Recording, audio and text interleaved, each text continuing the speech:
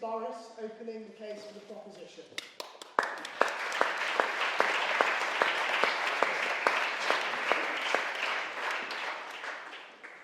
Thank you, Mr. President. Before I pollute these hallowed precincts with a few of my politically incorrect thoughts, I'd like to take advantage of present company, young people, to check something, if I may, because as you may be able to detect if you peer intently through your lorgnettes, your current interlocutor sat his maths O-level, as it then was, quite some decades ago. And I am aware that biology has changed a bit since then. You know, there's half a dozen genders now. So what I'd like to check out with you is very basic maths. Does 2 plus 2 still equal 4? Yes. So let's hear it a bit louder. What's 2 plus 2? 4. Thank you. So here's one that's slightly more difficult, but not much. In that case, what's 58 million plus 20 million? 78 million. Yes. Oh, I mean, it took a while to get there, but so I know our new standards had fallen, but still. So 78 million. Keep that number in your mind. We'll come back to it. My guess is that quite a few of you may be starting a similar journey, a political journey, to that which I have gone through over a bit longer time.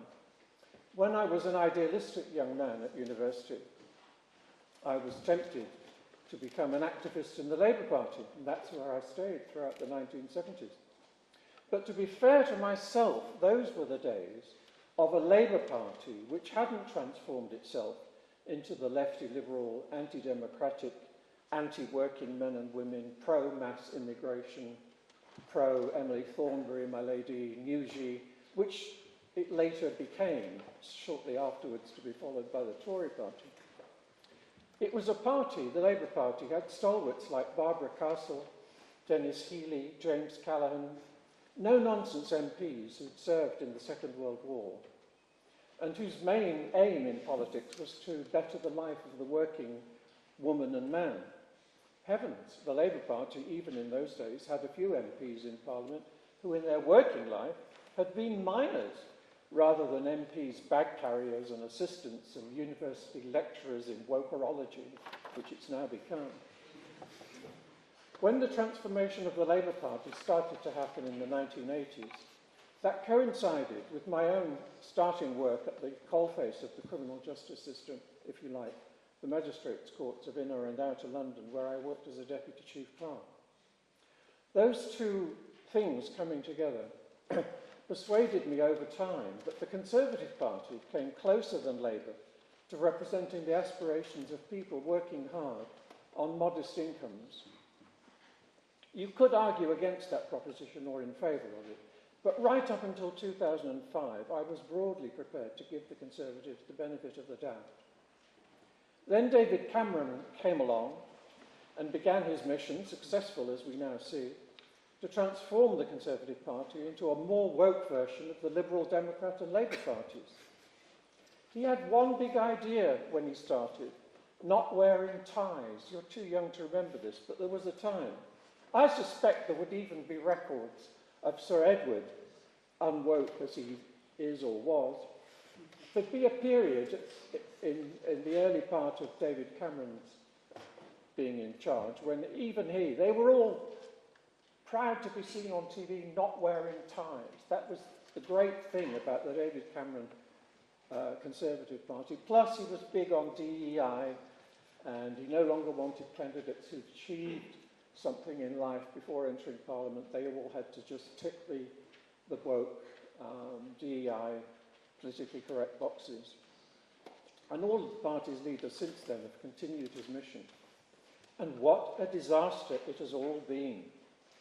Yes, there was a sort of Brexit mostly enabled by Nigel Farage stepping down as party's candidates in 2019, but it's been totally botched. In fact, the Conservatives have botched everything they've touched since 2010. Having achieved a substantial parliamentary majority in 2019, the Johnson government had the legal and moral authority to clamp down on mass uncontrolled immigration, both legal and illegal. After all, this was the policy which the electorate had been crying out for in vote after vote, ever since Cameron himself promised to reduce immigration numbers to tens of thousands in 2010. Instead of doing that, Boris Johnson's Conservatives did the absolute opposite. For example, actually reducing the already low salary qualifying for a work permit to meaninglessly low levels. Other idiocies included allowing dubious so-called students to bring their parents along with them to college. Who ever heard of that, a student wanting to have his or her relatives with them when they went to college? Well, let's find out. How many of you here brought your parents with you when you came to Durham University? How many brought your mum and dad, or in the case of some of you, your mater and pater and mama and papa? How many? One? Is there anybody at all who brought their parents with them to university when you began studying? Anybody? Because, of course, it's a nonsense. But it's a nonsense which the Tory party, including, I'm afraid to say, every single MP that was then in Parliament, including Sir Edward Leigh, went along with. Absolute, total nonsense. Surprise, surprise then, 1.25 million new benefit seekers coming to our already overcrowded shores in the year 2022 alone. A similar number the following year and the following. And these are the ones that the government statisticians actually admit to. And out in the real world, we know that there are many more undeclared new arrivals, all adding to the pressure on housing unaffordability and wages compression. The legal immigration numbers could have been stopped immediately by simply tripling or quadrupling the salary necessary to qualify for a work permit.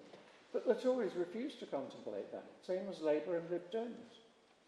The point is, the quality of life for almost everyone in this country has been diminished over the last 25 years by the sheer scale of the overcrowding that mass uncontrolled immigration has brought. On the roads, in doctors' waiting rooms, car parking, schools, almost everywhere and for almost everyone, perhaps a few Viscounts accepted, our quality of life is diminished. What worries me most is the plight of younger people. I'm not making these arguments for me. I own my own place. But people like you in your 20s and 30s who face the prospect of simply never being able to afford to buy your own place. You may have to remain indefinitely in your childhood bedrooms, unable to move out. Or maybe if you're working in the South East or London area, renting a single bedroom in a shared flat at the far end of the district line.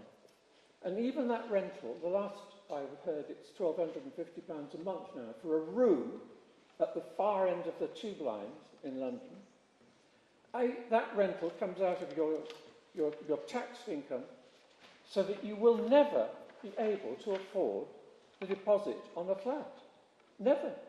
The only exceptions to that will be those of you who come from money, whose parents are at some point going to leave you a great big house and you perhaps don't have any siblings to share it with. A lot of people have made this point, but here's another point, if I've got time to make it, which relates to that. And it's just, as night follows day, as 2 + 2 = 4. People have said, oh, it's difficult for people to get a house at the moment. And yes, it's true. They haven't gone further. What's going to happen in 30 or 40 years' time when you approach retirement age? In my case, sorry, what's that? 1 minute. You're not going to be able to afford to retire because previously we paid off our mortgages during our working lives, and when we reached our 60s, that meant we no longer had rent or mortgage to pay, and we could afford to take the big dip in stipend when you take a pension. I can't see how you're ever going to be able to do that, because in 40 years' time, it's unlikely, to say the least, that there will still be government subsidies for rents when there'll be, 100, 150 million people in the United Kingdom? Well, it's an uphill struggle, for sure. I'd love to give you a specific example of where I lived in London when I was a student reading to the bar. Have I got time to get one more? You've got 8 seconds. Perhaps when it comes to question and answer, I'll give you the full horrific details comparing my lifestyle in the 70s as a student with the current situation. So let me just say, forget the death rattle. You may hear Kemi Badenoch and other Tory politicians speaking over the next 4 years. Pay no attention, but be compassionate. It's the death rattle of the Conservative Party. Thank you.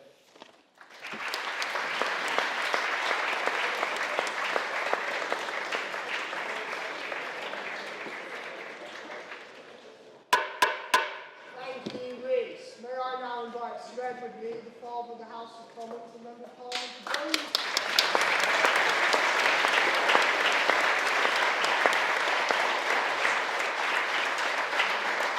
Thank you, Mr. President, and thank you for inviting me back to Durham. It's always lovely. I was president 52 years ago. It's always lovely to be invited back, and also to have a debate in the church. Of course, the reason why we sit facing each other in the House of Commons was that actually Edward VI, in the 16th century, put us in the chapel there in the Palace of Westminster.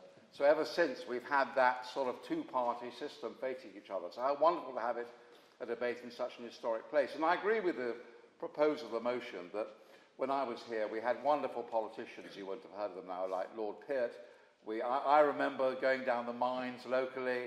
I remember the old Labour Party. And I agree with the proposal of the motion that much has gone wrong with the Labour Party in terms of becoming a sort of Remainer, London Liberal, sort of woke organisation. And they've lost track with their working class roots. And I agree with the proposal of the motion that one of the reasons why support for the Labour Party has declined dramatically, not just in this country, but all over Europe, is because of mass immigration, which of course has resulted in workers having to compete for jobs, finding it more difficult to get more housing. So all that, I agree with the proposal of the motion. But there must be some sort of rigour in these debates. The debate is not, should the Conservatives lose the next election, or are the Conservatives a load of rubbish, or did we not do as well in the last government as we should have done? The motion is that reform will destroy the Conservative Party. Now that is a very big ask, and when you vote tonight, you have to concentrate on that motion, because that's what we do in debates. We actually debate the motion. So I will address that point. But before you just succumb to the easygoing nostrums that you just heard, do you really want reform to destroy the Conservative Party? You know, you may be impressed with Nigel Farage. You may think he's as he is, a charismatic politician. But dig a bit deeper. Are you really impressed with the membership of Reform? Have they got dozens of people who've worked in the public sector, who've been ministers, chairmen of select committees, experience? What sort of people are they? What is their platform? It's very easy to be populist. It's very easy to come up with simple solutions. One of the solutions, which are the difficulty of dealing with the boat people, is how do you defeat it? We had this idea of arresting people who entered this country illegally and were a prey of people smugglers. We had an idea, which was perfectly sensible, of arresting them and deporting it. We were delayed and delayed by human rights lawyers, the courts. We were on the cusp of getting the first flights off. The idea of Nigel Farage is that we turn them back in mid-channel. Well, it sounds very good, doesn't it? Very easy solution, you just turn them back. What is President Macron going to say about that? What is the Royal Navy going to say about that? Is it possible, when you just meet in the middle of a choppy channel, these boats, little dinghies, coming across, and the Royal Navy's out there turning them back, will some of them drown? What happens when you get... So you have to be serious. Politics is a serious game. It's not just about going on GB News and coming up with simplistic solutions. Now, so that's that. I haven't got much time, so I can't go on about reform. I would like to. Will they win? Well, we mustn't be complacent. I mean, the Conservative Party, like the Labour Party, has been around a long time. I think we've been around for 200 years. We've had our ups and downs. I've survived 41 years in Parliament. There was a landslide against us in 1997. We lost scores of MPs. There was a landslide against us in 2024. We lost scores of MPs. Perhaps we've been in power too long. Perhaps we've made too many mistakes. Perhaps we deserved it. But we live to fight another day. And politics, as I say, is a serious business. We're developing policies to deal with these very strong immigration points. And mass immigration, for instance, is something that we have to deal with.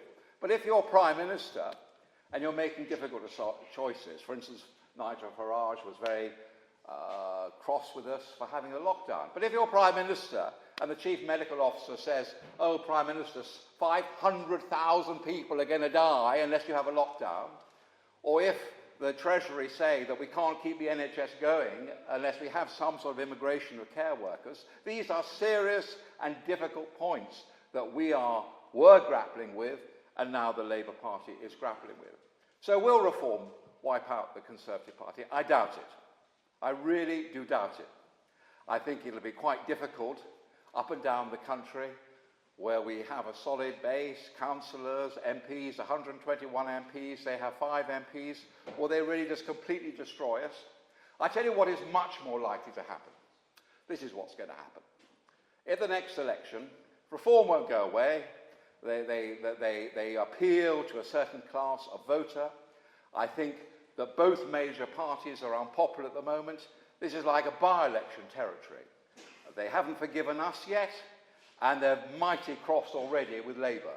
Mighty cross pensioners that their winter fuel allowance has been taken away, farmers that they're paying the family farm tax. Everybody is cross. And so it's very easy to think, to hell with the major parties, this is like a by-election, and that's why the opinion polls are showing reform riding high. But a general election is a choice. It's not a by-election. It's not an opinion poll. It's not you saying, I'm angry and fed up. It's you're saying, do I want this lot or that lot? And I think it's very unlikely that reform will just wipe out the Conservative Party or the Labour Party. But they will divide the vote. So what will happen in the next election, I think this is very possible, is that the right wing or the centre-right vote will be divided and Labour will get back in. This was the Lovelace landslide. They have 412 Labour MPs on just 32 or 33% of the vote. Keir Starmer got fewer votes than Jeremy Corbyn because our vote was divided. So fine, if you're a Labour Party member, this is all great. I've got no argument with that. You want a left-wing government, you believe in Labour, you believe in socialism. Hooray for reform, because it's dividing the centre-right vote. And I think that is bad for democracy. Whatever your views are, I think there should be an alternative. I don't think they're going to destroy us, but I do think, therefore, and I'll end on this point, that given that our policies are so similar on immigration, on the NHS, on many other things, maybe we should think about an electoral alliance so that we give them a clear run in the 100 seats or so where they're second to Labour up in the northeast and other areas like that. We give them a clear run, they give us a clear run, and that we don't then have another Lovelace landslide. We don't give Labour a free card. So my parting point to you is that you may be angry. And I agree with what we just heard from the proposer. It is appalling that we haven't built enough housing for young people. It is dreadful that there's been too much immigration, although there are reasons behind it. But I do appeal to you that to think very carefully on this and to, whatever your political point of view is, do you really want the alternative to this government, the alternative, the vote to be divided, and to Keir Starmer to be given another 5 years in power with just 33% of the vote? That's what I put to you. Thank you very much.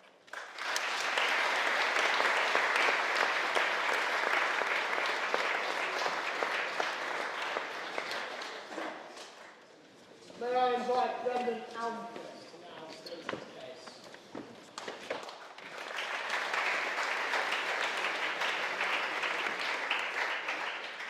So Rhys started his speech by asking who brings her parents to Durham And it's rather ironic since my mother and father are both here in the audience here tonight.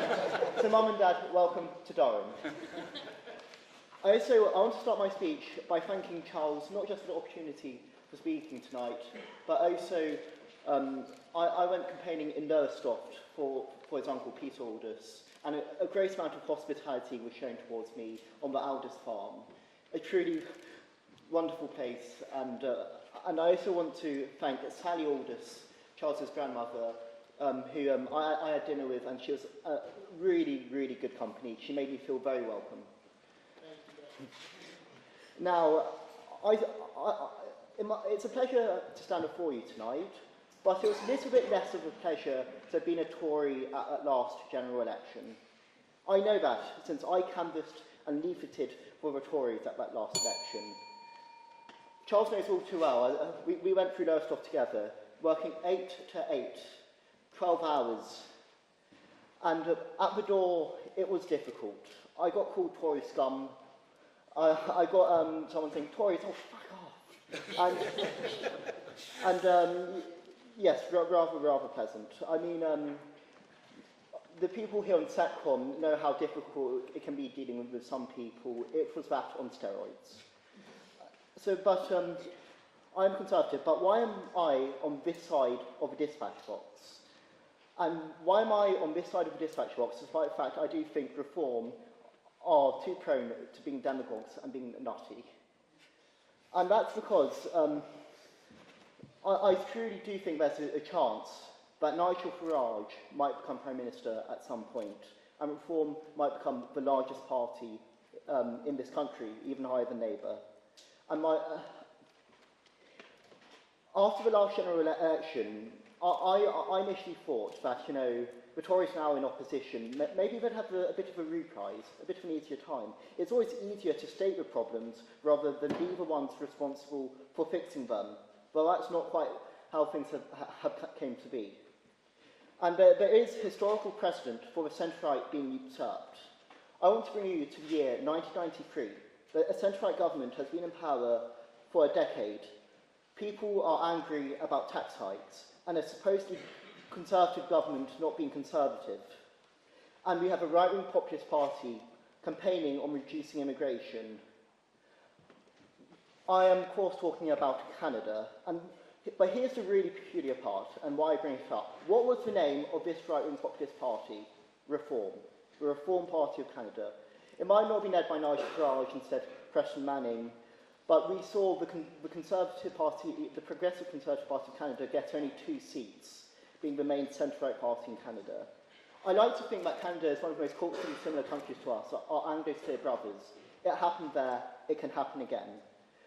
The Guardian and other outlets raised this analogy before the election, and the Guardian indeed said that just uttering Canada 1993 to Tory MPs was enough to make them shudder in fear. Edward can confirm that or not,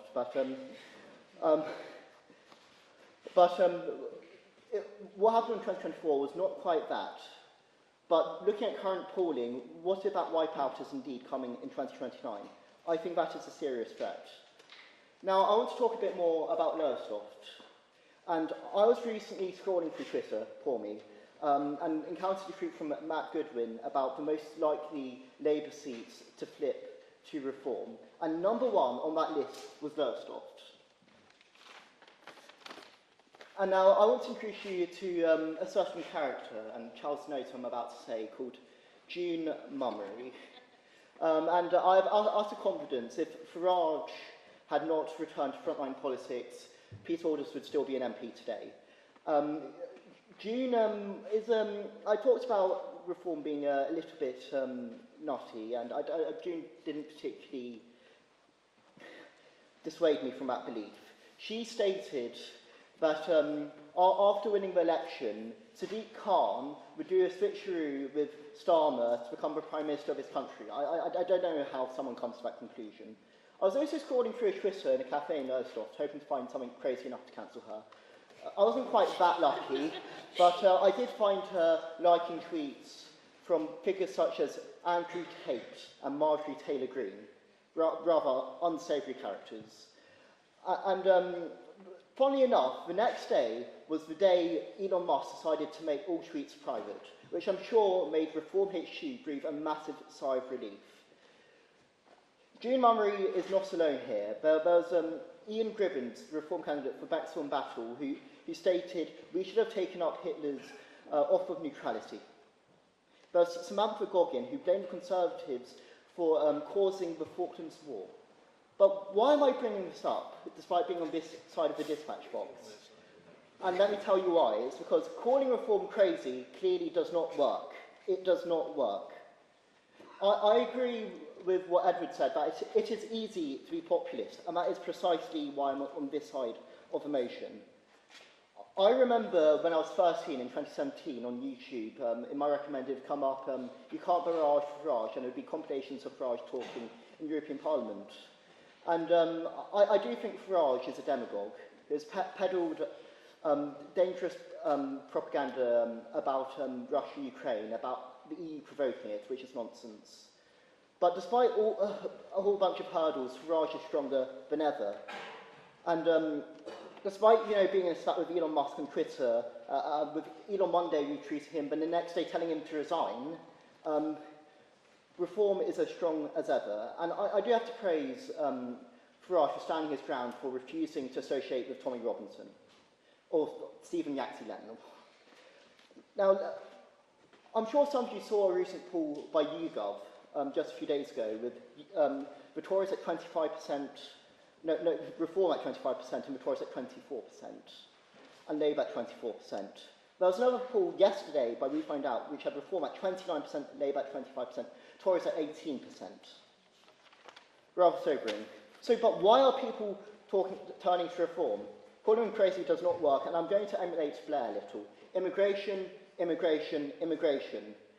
I saw a recent poll about YouGov about regret for Brexit, and 12% of Reform voters actually regret Brexit, which is rather wild, but it's clear that their main appeal is immigration. But little vote towards economic libertarianism, especially here in the Red Wall. They are voting because they are angry about immigration. And I don't know what was said about CCHQ post-mortem, but if immigration bad, then whoever was doing it should be fired.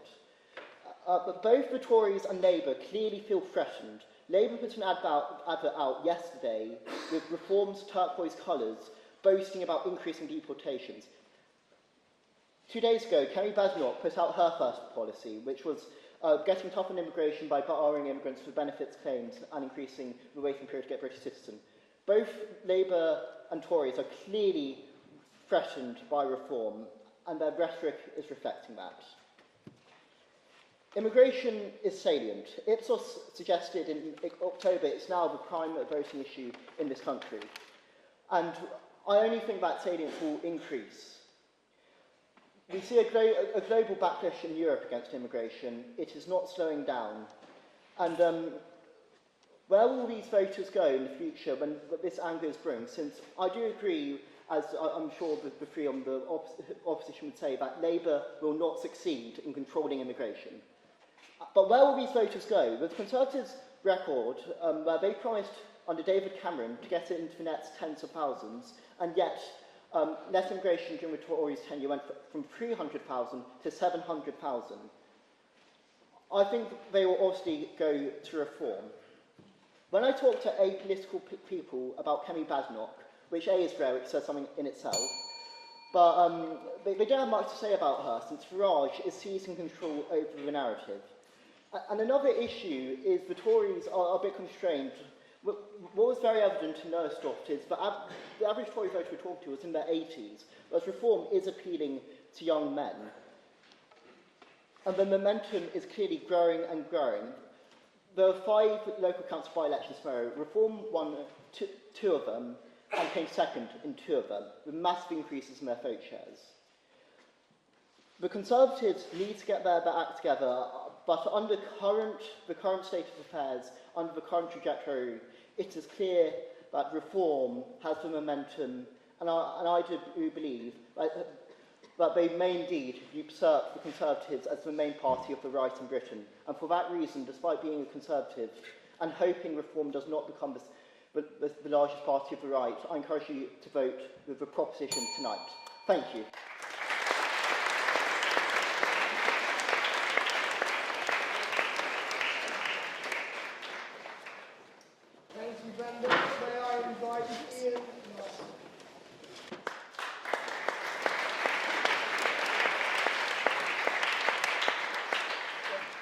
thank you very much for inviting me this evening. I find myself in a highly unusual position tonight, defending the Conservative Party.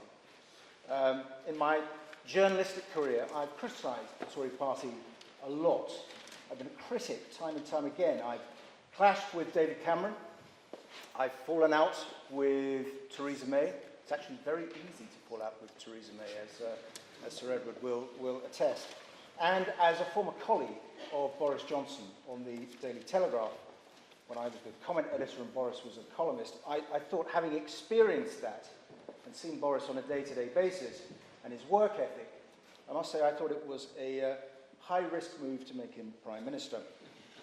And actually, a few days after the spectacular win in 2019, actually something it says a lot about Boris, he had this incredible victory, and I was at a party that was hosted by my then boss, Rupert Murdoch, and Boris approached me, and I said, well, Boris, well done.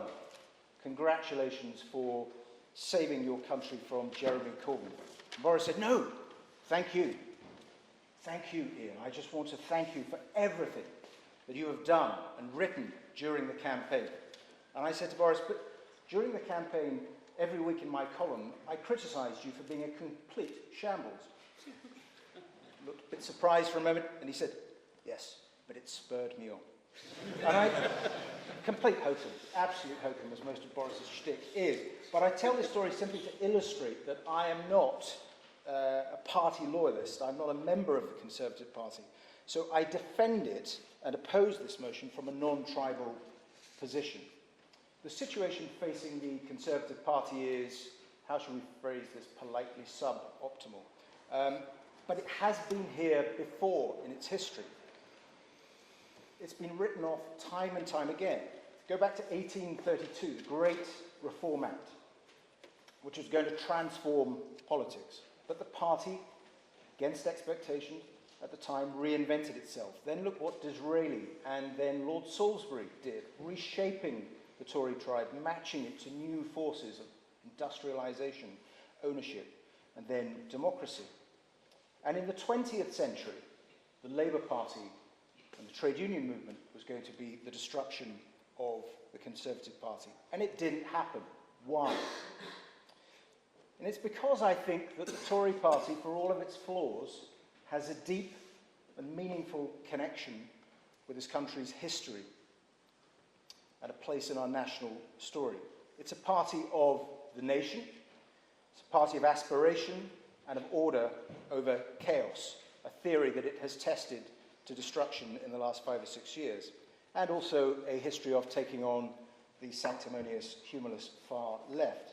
Now, the party is in a mess, and the record of the last 14 years is, let's be polite, it's not a great record. On immigration, we've heard it, we've heard the case put against the Conservative Party. The turnover of leaders, the making of Liz Truss as a Prime Minister for 49 days, a calamitous decision.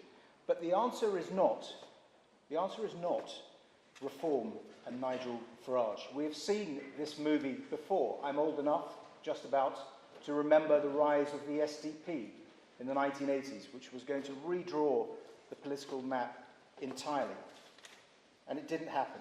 Time and again, the ultimate political choice in this country, because of our electoral system and our history, comes down to a choice between Labour and the Tories. It's a great clash. And I think it's a very positive aspect of our system that we take for granted, because the two-party system, sort of two and a half sometimes, and also in Scotland it's different, more complicated, but in Westminster terms, what it does is it acts like a shock absorber when you get the forces of populism. Actually, look at all of the change there's been in the last 10 or 15 years. Brexit, the Eurozone crisis, war. Somehow, even though this hasn't happened in a lot of other European countries, our system, via the Labour Party and the Tory Party, has somehow absorbed that and found quite often stable majorities. And I think it really does, come down to the fact that it is that fundamental choice between two visions of human nature and human affairs, the Labour Party on one side and the Tory Party on the other. So I think that when the time comes to replace this Labour government, and my goodness, this Labour government is getting itself into a mess, when you look at the education bill, when you look at the budget, which has had a catastrophic effect on business confidence, already this early into a Labour government, I as a journalist, who's written about this for a long time, I've never encountered the government get into quite this much trouble, Liz Truss accepted, in all my time in political journalism. But ultimately, when it comes down to it, it will be that choice between the Labour Party and the Conservatives. It will require much more than a protest movement. And yes, of course, Nigel Farage is very entertaining on GB News or I'm a Celebrity or whichever show he was in the jungle. And they're very good as a party at presenting simplistic solutions to very complicated problems, as was presented by Sir Edward. This idea, completely ludicrous, that you can, as you said, just go out into the middle of the busiest shipping lane in the world and just turn over dinghies or tow them back to France and expect the French to then to accept it. It's not the basis of a serious policy. Nigel Farage doesn't have a serious policy on something like the NHS. He says that he's broadly in favour of a French-style system, but when you probe a bit more deeply on that, he can't give you any substantial detail. Nigel Farage is managing to attract a lot of discontented Labour voters, people who are pro-nationalisation and left-wing on the economy. But the Nigel Farage I've known for a long time is a Thatcherite and proclaims himself as a Thatcherite. There is, at the heart of reform, something fundamentally incoherent and unserious. So it will need, when it is time for a choice, and it is time the next general election, it will need a party of government. It will need a party with a broad base in the country, a party that holds seats in and around London, but that can also talk to other parts of the country, that has a history in places like Wales, where reform is on its tail, but also has a deep history across UK. The Tory party is, my contention, is going to, after all of this reform storm blows itself out, turn out to be the best vehicle for doing this. It will have to reinvent itself again, as it has done many times before. But I oppose this motion and insist that reform is simply not up to it. Reform is not going to sweep away the Tory party.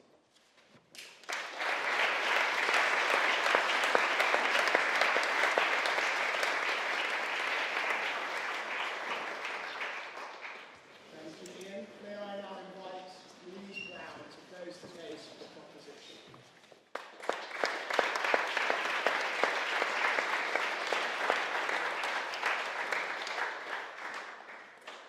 To those who know me, rest assured, I have not been hit by a bus, and Richard Tice did not hypnotise me on his last visit to town.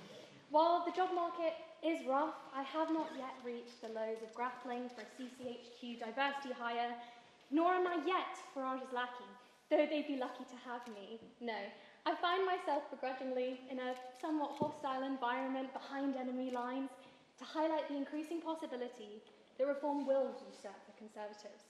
But most importantly, why this will destroy our political system. But first I'm going to engage in a little bit of rebuttal.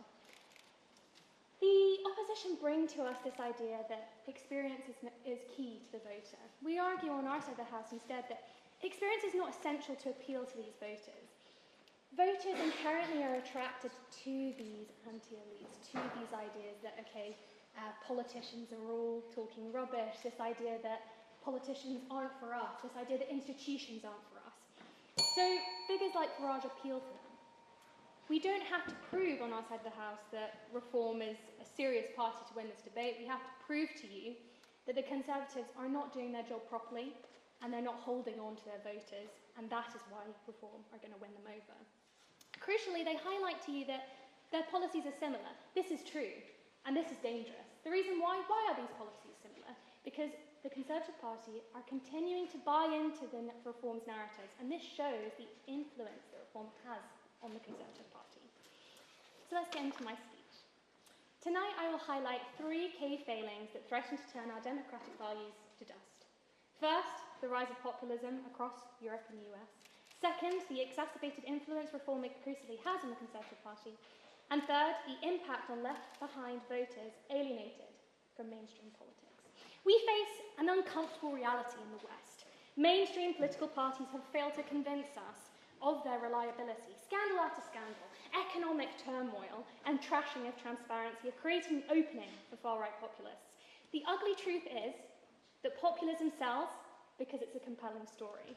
Politics is a selling game, and by God, do far-right populist parties have a good pitch. Complex socio-political issues are condensed into digestible, emotionally charged taglines, a world of good versus bad that we readily gobble up. This is evident across the pond. As Donald Trump sells us the American dream, alongside his Bibles, hats, Bitcoin, telling us what we want to hear, it's easy to be lulled into this compliance. Forget the prostitutes in the cupboard, alongside the filing cabinets of sexual assault and racial abuse. It's easier to digest the narrative which we want to hear, and that is easily solvable. Le Front National forgets its extremist roots, and the AFD continues to exploit economic uncertainty to fuel nationalism. So why is this relevant? They sell us digestible narratives in a social media age where all we want to read are the headlines. The subtext is tricky. It's time-consuming. Let's be honest, it's boring. Populism is sexy, and it's coming for us all. The Conservatives must admit this new reality and adapt, lest it have its lunch eaten. This brings me to my second point. Even with only a handful of MPs, Reform is already reshaping the political culture in Britain. The Conservative Party has allowed itself to be dragged into the very culture war that has paralysed American politics, sacrificing long-term stability for short-term political gains. They've taken the bait time and time again, taking it out of Reform communiques, taking notes out of Farage's book. Watch out, Kenny, for the incoming milkshakes. The strings holding the party together are getting snipped. Alongside it, our trust in parliamentary institutions. As Reform takes legs up the ladder in the political space, we spend less time talking about issues that matter cross-politically. Airtime, mental space, PMQs, blogs with chatter about Reform's polling numbers, Reform's emphasis on immigration, Reform's image. We forget they're a small party, we forget they only have a few MPs, and we forget we can trace their political ideology all the way back to the BNP. For those who need a reminder in the audience, a party that endorsed beating up political adversaries on the street. The Conservatives are giving their party platform away, slowly but surely. As they buy into far-right narratives, these positions are increasingly legitimised, acceptable. For example, electing a candidate like Kemi Badenoch, it is clear that without Reform's influence, it would not be acceptable to attack women's maternity rights in the same way, preach anti-feminist rhetoric, and decry the Equalities Act. The candidate choices for the Conservative Party reflect Reform's influence. They reflect the way these narratives have infested the British political sphere. Is the Conservative Party's primary objective to grasp at relevance or steward the legacy of democracy? Make up your mind and make it up quickly, because Reform will soon make that decision for all of us. The Tories have to pivot tactics, re-embrace their paternalistic values, cling on to real belief and sell it, as opposed to adopting whatever they think people want from Reform and repackaging it. It works for Reform because they are disruptors. The Conservatives are a party of pragmatic change. Stop attempting to disrupt. Frankly, it looks pathetic for a party which has been the bedrock of British democracy to clutch onto Farage's coattails. Finally, the voters Reform are targeting are not just angry. They have been abandoned by mainstream parties. The Conservatives have spent decades chasing middle-class votes, leaving working-class communities struggling with deindustrialisation, rapid cultural changes, and destruction of traditional norms. No commission, no time, and no care in terms of policy commitments for those voters who feel like they don't have a voice. Crucially, the disconnect between privately educated university grad politicians and these voters is growing.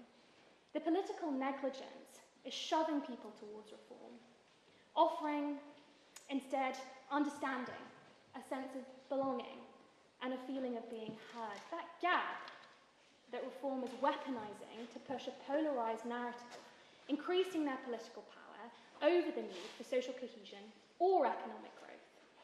So while, this idea that the Conservative Party continues to reinvent itself, that might be true, in this case, reinvention towards more far-right narratives and towards reform is not what is good for democracy and actually strays from the ideas and ideals that the Tory party preaches. We are living in a different context. We're dealing with different problems, and we're dealing with different mechanisms of influence. We all have TikTok on our phones. We're all getting information in different ways. We're no longer living under the days where you have a party press that you read religiously.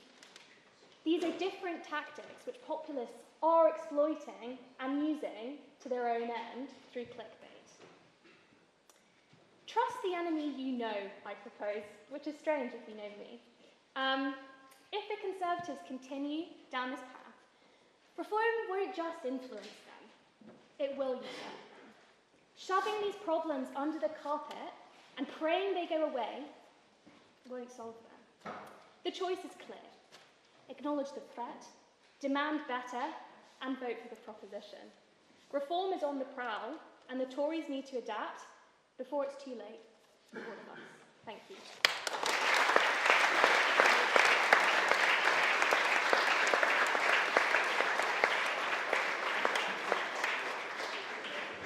Thank you, Louise. Now may I invite Lord Camrose.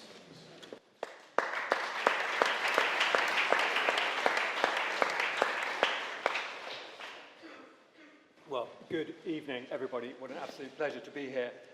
Thank you so much to the President for having me along. And thank you as well, if I may say so, to the Vicar, because I was desperately calculating and realising that we must have been contemporaries at Durham at the same time. So that's a very good way to reconnect. I'm going to start with a much quoted but rather old quote from Jean-Claude Juncker.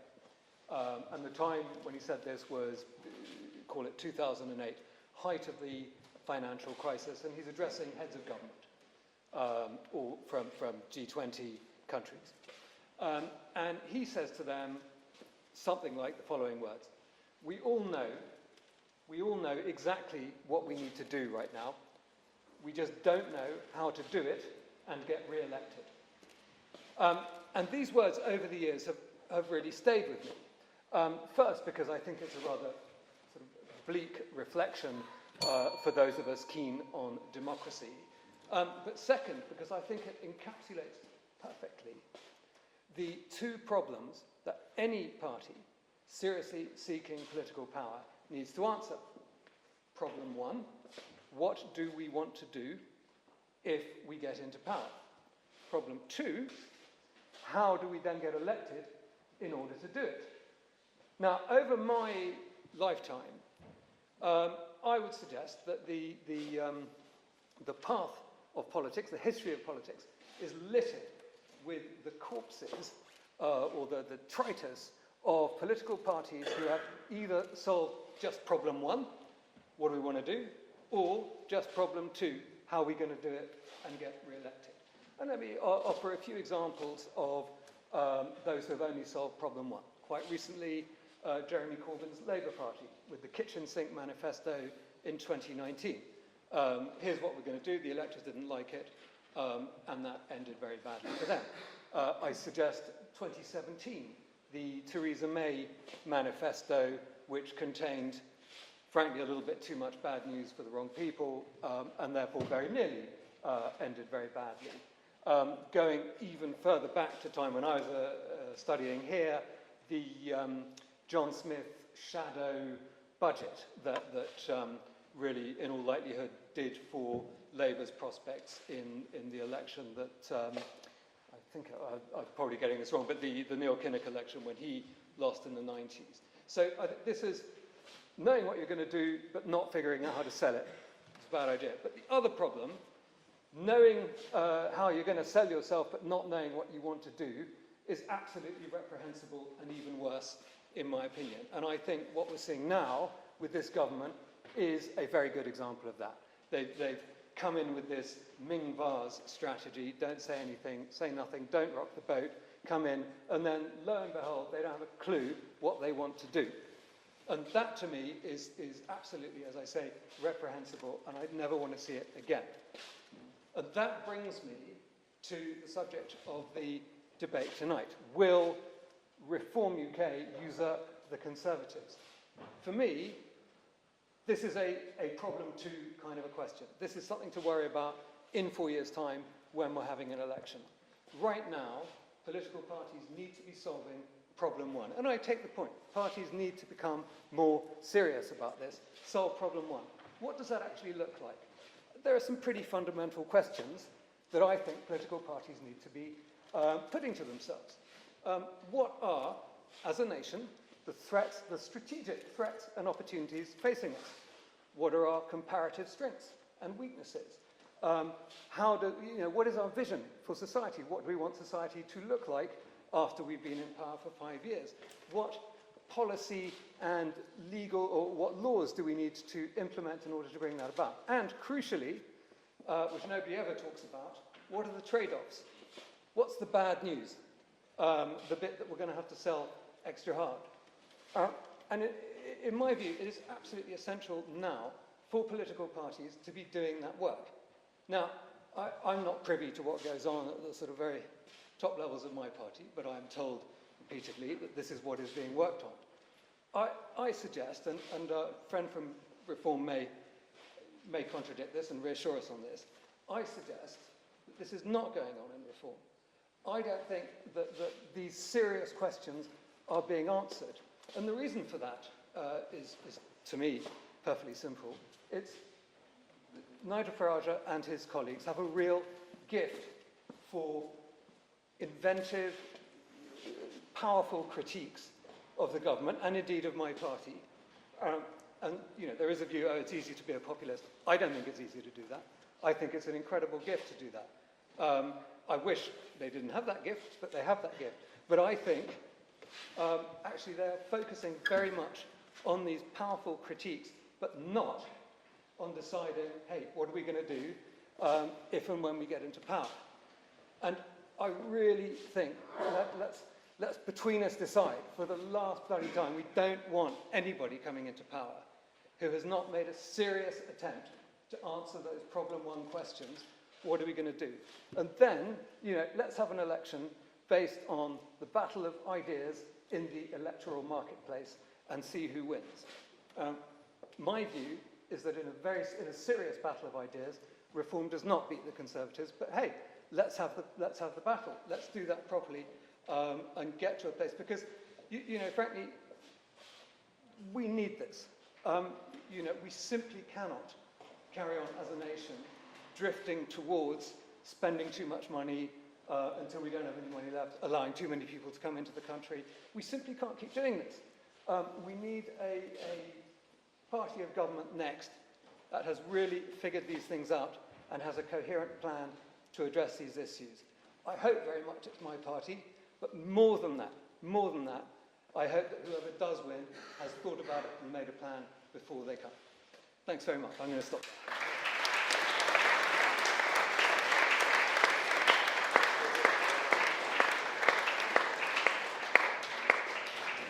Thank you, Jonathan. Now we move to floor speeches. If you'd like to speak for or against the motion, please raise your hand and state your name and college. You have 3 minutes. Is that it? Right over there.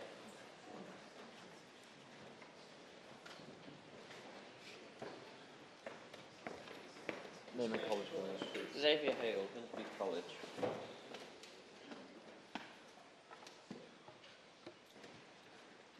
I'm going to be brief, as I'm sure I have, 3 minutes? Yep. Okay.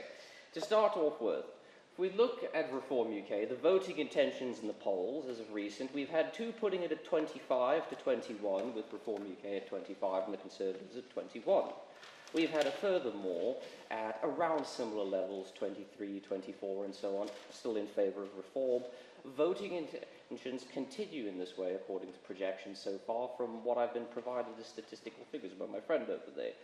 Furthermore, looking at opinion polls, we've sat at 18, 21, favour of reform, 24, 25, peaking at 24 for the most part, and then going all the way up to 29 above Labour and the Conservatives, pretty much dwarfing the Conservatives, actually, at what, 20, 21, something like that? Nothing, really. And we've had some other things brought up. Yes, people are angry. This is how we're getting a lot of our momentum. That is true. People are angry. We have astronomical amounts of momentum, but we have something else as well, which lies beneath the surface level puddle that you're conjuring up, which is the fact that people flock towards where people are represented and where their values lie. And if we look at the track record of the 14 years of a Conservative regime, we haven't had our values represented as a people. People have not had their families supported. They have not had their communities supported. They have not had their country supported. They have had it betrayed by utter disasters like Boris Johnson and Liz Truss, who have handled everything poorly, time and time again, whether it be Partygate, mishandlings in COVID, and other allegations and so forth. And then, of course, we had Liz Truss, who was there for 44 days and gave herself $1 million pension, if I remember, and then buggered off and produced an absolutely horrible mini-budget.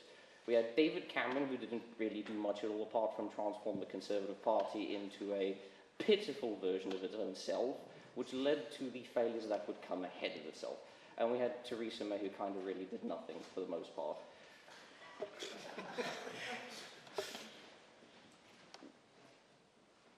Yeah, about right. Continuing from there, populism. We've had a lot of populism brought up, and populism is a double-edged sword, and people have been banging on about the fact that it's easy to be populist, and one member got it right. It is actually quite difficult, because at the end of the day, populism is not just that which is popular, but it's the power that people give you as long as you're actually taking action to do something. Reform will have the populist power as long as it's actually taking action.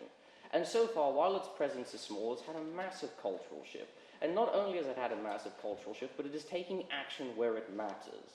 And because of that, it's growing. Its power is growing. Its representation is growing. The amount of people joining it is growing. Nearly 191,000 or more members. More jobs, more people working. And because of this, what we can say, for once and for all, is that Reform UK, again, is doing what matters. And because of that, it actually has the means to do something. And there lies why it will overthrow the Conservative Party. Thank you.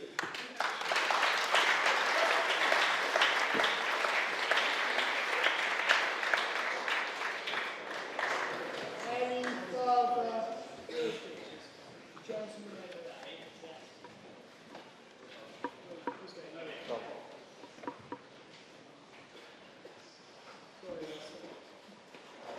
Abiel Jarrett, Josephine Butler. Sorry, repeat that, sorry. Abiel Jarrett, Josephine Butler. Firstly, I hope people accept me as impartial in this. I dislike the Tories and Reform equally. Towards the end of the speech, Sir Edward got into rather than what will happen to, rather than what we would like. I can tell him what I would like. I would like the Tories and Reform to share their votes in quite a communist manner, where, and had that happened last election, even Sir Edward's 3,000 majority would have been gone. But the reason why the Tories are, at least in my opinion, finished, maybe not tomorrow, maybe not in 5 years, maybe not in 10 years, maybe only in 20 years, it just is the numbers. At the last election, our age group, the 18 to 25-year-olds, only 5% of us, according to one poll, voted for the Tories. Meanwhile, the 65-pluses voted 43%. Now, those numbers might be a few points out, but the message is the same. The Tories have a ridiculously ageing vote.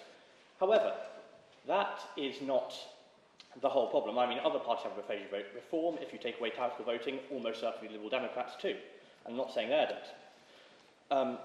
It's quite simply that from the Tories, I detect no serious will. I mean, someone talked about, I can't remember, 1993 inspiring fear in the Canadian Conservatives. There's nothing like that in the Tories. For example, Labour have done many, many things wrong, but something they seem to be doing more seriously than any other government that's happened for a while, and in my opinion not seriously enough, is housing. And from the Tories, most of what I see is just sort of instinctual opposition, no matter, I think it's the university agreed how important housing is. Ed said we must do housing, but that's not what I hear from the party. And his party often says, but this, but that, and they might all be good points, but who cares? When you call something a crisis, people expect urgent and drastic action. So the reason the Tories are dead comes down to this in the short form. It's because everyone else who's not the Tories has, just to say two simple words, 14 years. But in the long form, it's that a party that can't say credibly to the people who are the future of a country, we will make things better. The party that can't do that with any credibility at all is dead. Thank you.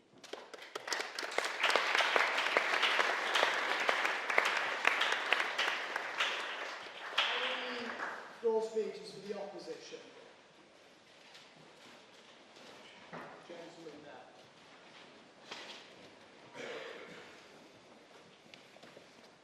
Can you speak for the opposition? Yes. You go there, please. Sorry, proposition. Am I allowed to do that? Yes.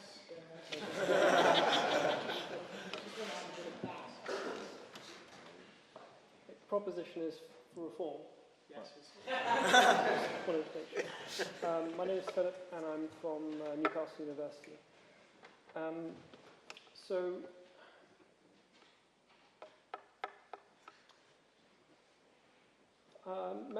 Members on the other side of the table have made vague accusations or vague sort of character assassinations about reform, about the quality of its members today and in previous days.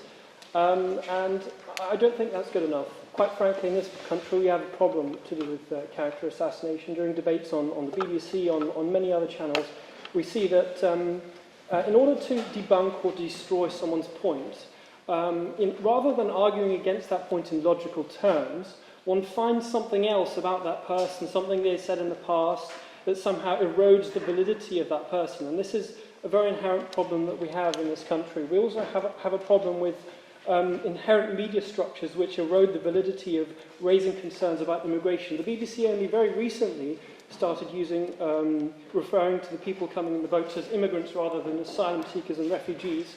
So they're just choosing to use more realistic language now than these sort of morally obligatory language that they were using in the past, which largely inaccurately describes the vast majority of the people coming. The Conservative Party has largely presided over a flagrant failure to protect freedom of speech in this country.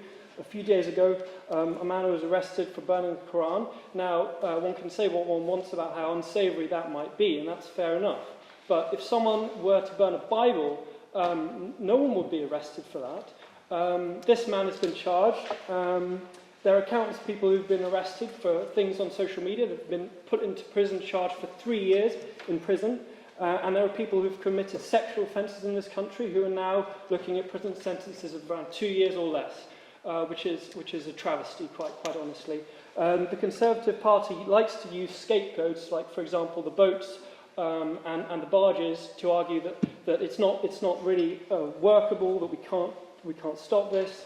Whereas, they use these as scapegoats to hide the fact that they're permitting vast legal immigration to help multinational companies lower the cost of work in this country, increase competition, de-incentivize young people to get into work, higher competition, lower wages, benefits large TNCs.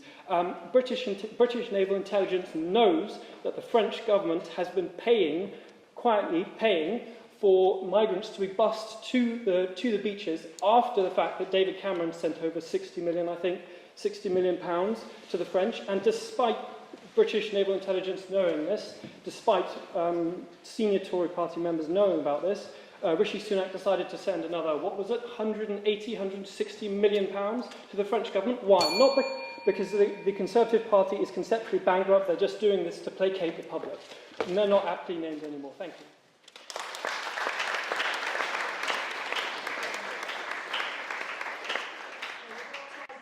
One more floor speech, and in the interest of fairness, could it please be for the opposition?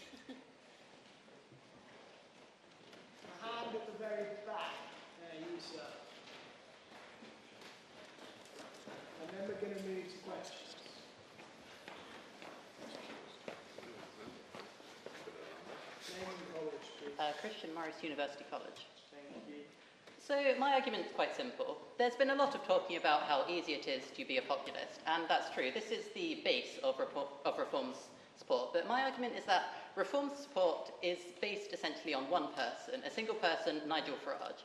Take Nigel Farage away, and the party dies, essentially. He's the only one behind the party. And Farage is, good at being a populist, being a demagogue. He has a long history of, fighting against the EU and other stuff. Once the EU was done, he moved on to new things. He has a certain level of support. Among the political class who, generally distrust mainstream politics, he is popular.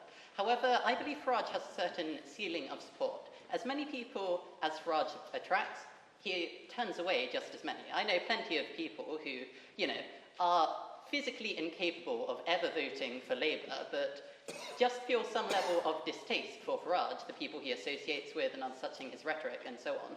The reason Reform cannot replace the Conservative Party is essentially due to its historic basis.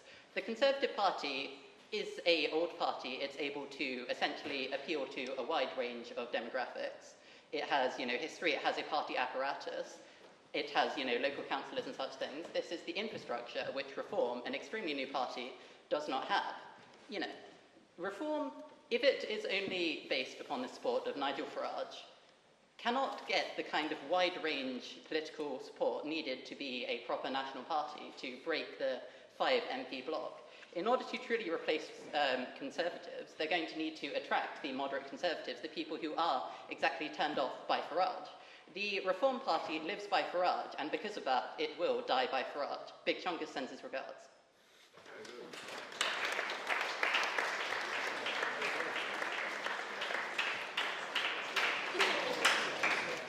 Big tight for time now, so we're going to move to questions. If you've got a question for the proposition or the opposition, please raise your hand, state your name and college, and just make sure it's a question, not a speech. The gentleman there.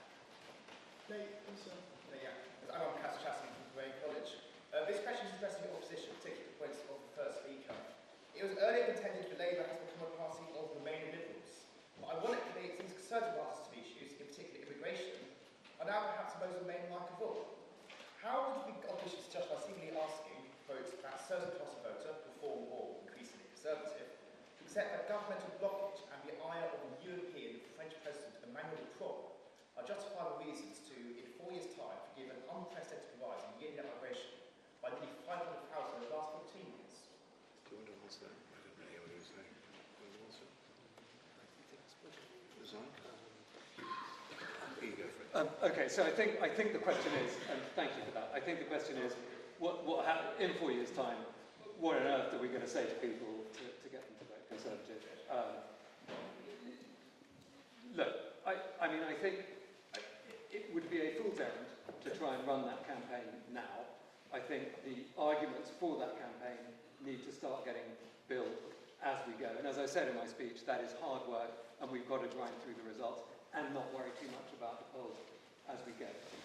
One other point I would make is the wave of technology change that is coming is going to affect us all in a very serious way and increasingly. And I don't just mean AI, I mean developments in quantum, developments in synthetic biology, and so on and so on. The world in which we're fighting the next election is highly likely to look pretty different to the world now. So it is really difficult to try and sort of project ourselves now. But I take your point. People are cross, and if we had the election today, I don't know how I would answer your question. With the proposition, like to respond? No? Sorry, respond to what? You can respond to the opposition. The question. Well, the thing that the Tories have got to get over, but they can't, is that they've had 4 parliaments to do the sort of things that they've been talking about, that they will, whatever they say in 2029, if it comes to that, the answers, this is why Kenny Badenoch dare not go near the immigration issue at Prime Minister's question time. She can't go near it, because they've had 4 parliaments, God knows how many prime ministers, and it would, I know that people accuse Reform UK of having simplistic solutions, and I do realise that government in its entirety is complicated. But some things you could do, and one of them would have been to increase the salary that qualifies for a work permit to the levels of, say, 80, 90, 100,000, the sort of levels that would indeed still allow in high-quality immigration, if we still need it, the brain surgeons and the famous computer experts and so on. They could still come in if they can command a salary of 80, 90, 100,000. This could have been done. It could have been done in 2010. It certainly could have been done in 2019, when, in 2020, soon after Boris took office with his huge majority. That majority, he could have changed the days of the names of the week. He could certainly have increased the salary level for qualifying for a work permit. But they did the absolute opposite. And Kenny Bannock was a cheerleader for that policy, for removing what few barriers there were to mass uncontrolled immigration. She cheerleaded it.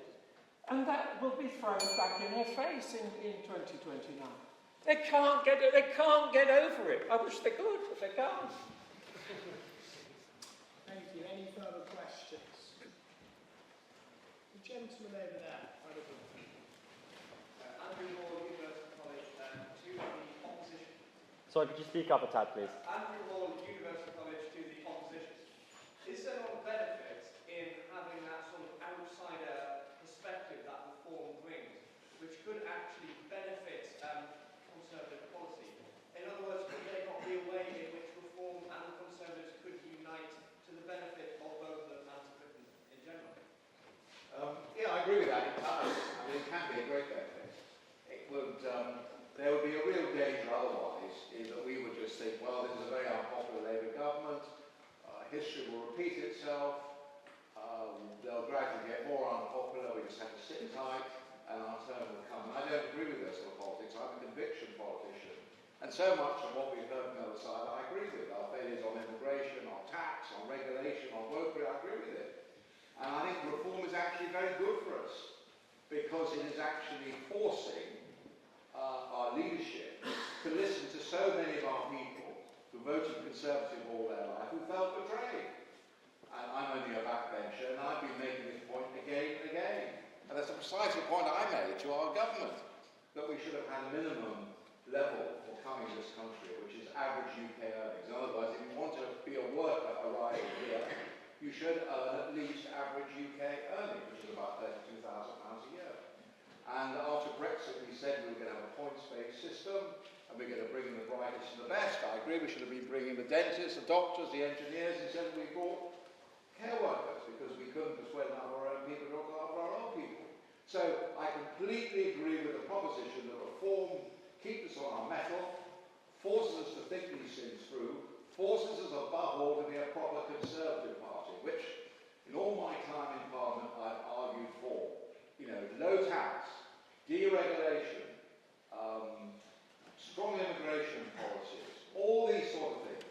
So I agree with you, but I don't agree that the solution is just to destroy the Conservative Party with all its history and all its rich tapestry, and to destroy it, or to completely split the vote and have another Labour government. So it's good for us now, it's good to make us think, but it's not a good idea to destroy us. With the proposition, I'd like to respond to Sophie. I think the proposition's argument, or their response to that question, is excellent and actually proves our side of the house. The fact that the Tories are so willing to take on reforms policy proves the idea that reform is a danger to not only the Conservatives but to democracy in general. The idea that we need to be pushed further and further far right is quite dangerous when you look at the rising populism throughout the whole of Europe. On our side of the house, we're arguing that yes, reform will usurp the Conservatives because the Conservatives don't know who they are anymore. They don't understand their own values, they don't understand their own ideas. And if reform continues to not only be able to influence their policy, why won't they overtake their party? We have time for one final question. A question from this side. The gentleman. Joe Cannon, College. Should I move up? Yeah. Yes, please. Joe Cannon, College of St. Hild and St. Bede. This is a question mainly aimed at the proposition, really, but the opposition can answer it as well. So we've heard a lot in the media about Reform UK's sort of massive growth in manpower recently surpassing the membership of the Conservative Party. Do you think then that Reform UK has the capability to convert that raw manpower into intellectual manpower and that it can therefore stand on its own? Or do you think, it's less sure of itself? Do you want to take this? I mean, I'm happy to. I think it's to them first. It's a good question. It's a valid question. And I think, in a sense, time will tell. But I do think it was a mistake. Somebody said that, the reform is only Nigel Farage. That's actually, if that was true of UKIP, it's certainly not true now of Reform UK.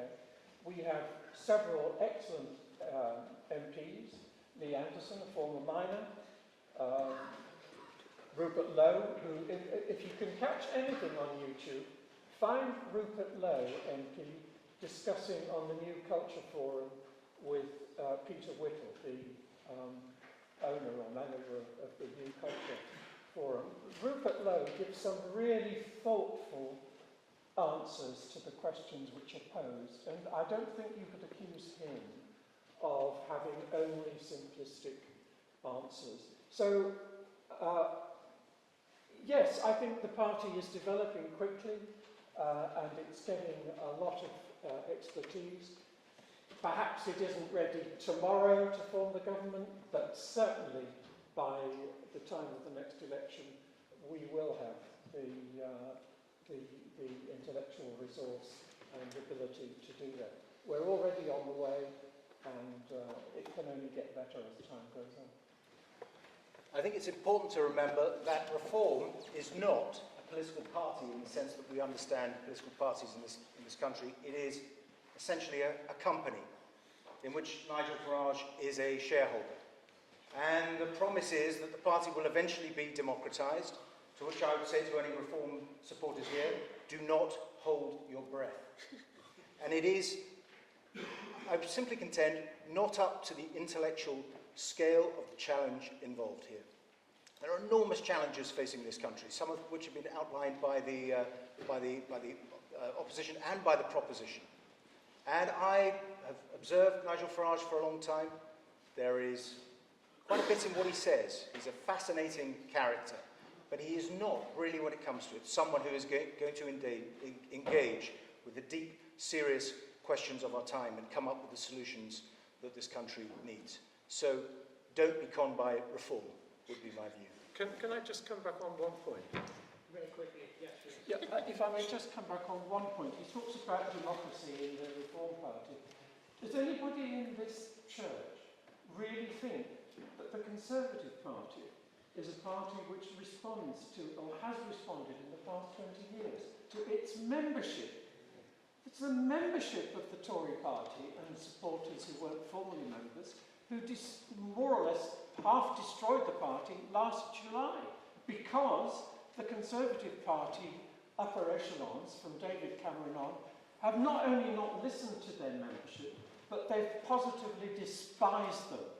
They metaphorically spat on them from a great height, and that's what you've done in the Tory Party, and thank God it started to be recognised last year, and that momentum of abandoning this shell of a party, trading on an old name, which no longer has for many years not actually held the candle forward.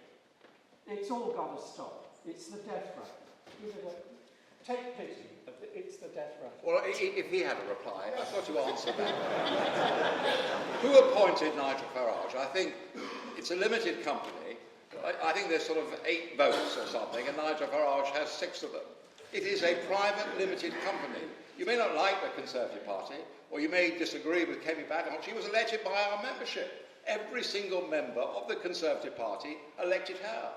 So I'm sorry, what you said is completely wrong. You may not like the Conservative Party, you may not like the Labour Party, but they are sophisticated, democratic institutions, ultimately controlled by the members of Parliament and the membership.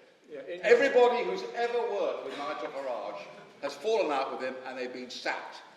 And if somebody like me was to join Reform, all that would happen is that if I fell out with him, he could just sack me tomorrow and I would not be able to stand. He withdrew all his candidates in 2019 on the flick of a pen. People who'd worked for Reform for years, he just said, you're not standing. So that is completely wrong. Reform is not a democratic institution. Thank you, sir.